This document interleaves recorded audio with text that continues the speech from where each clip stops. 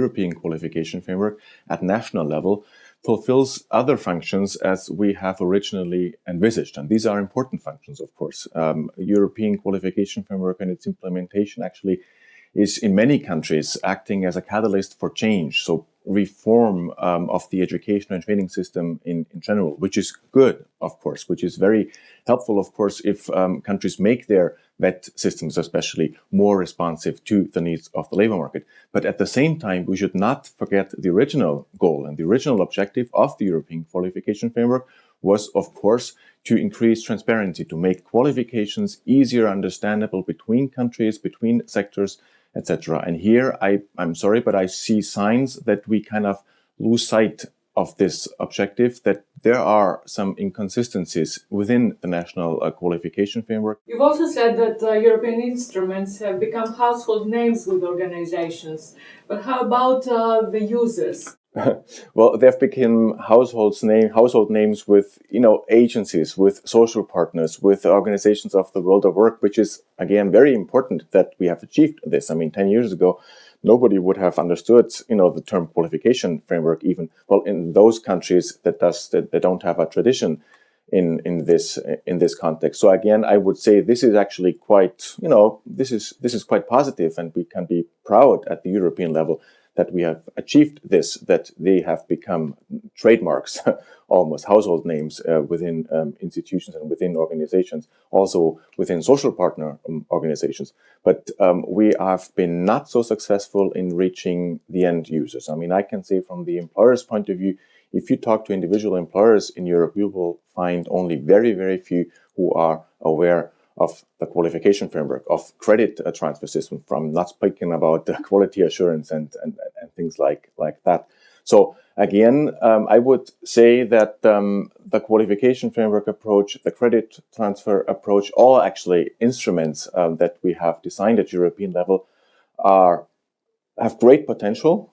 Yeah, I really believe they have great potential in making education and training better, to make it more responsive to labor market needs, to increase transparency, etc. But we should be aware that we are still at the very beginning with the real, so to say, use on the labor market by employers, but also by other organizations and also by individuals, of course. So there are a few instruments, especially the ones related to Europass, which have achieved household names not only with organizations, but also with individuals.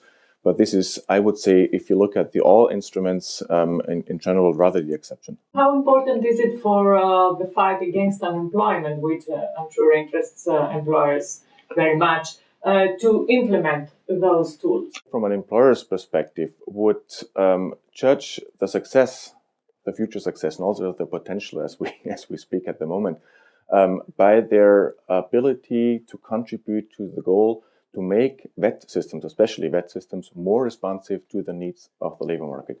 We experience now here in Europe actually a quite unusual situation that we have at the same time relatively high levels of unemployment, of youth unemployment also, and at the same time employers complain about a lack of skilled labor. And I translate this, this skills mismatch as a call to move and to work towards a better understanding, a better responsiveness of VET systems, and a better understanding between the world of work and the world of education and training. Would this idea of front office, back office approach work in that respect?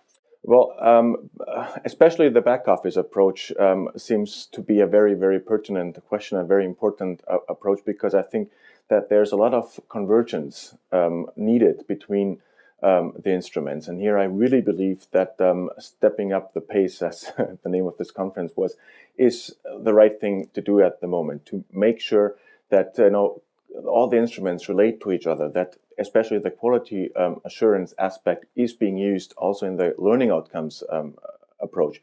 So again, I would very much stress that there is a need for a back office approach, a better need to working together to make it more coherent, and to also to work on the governance issues which this entails.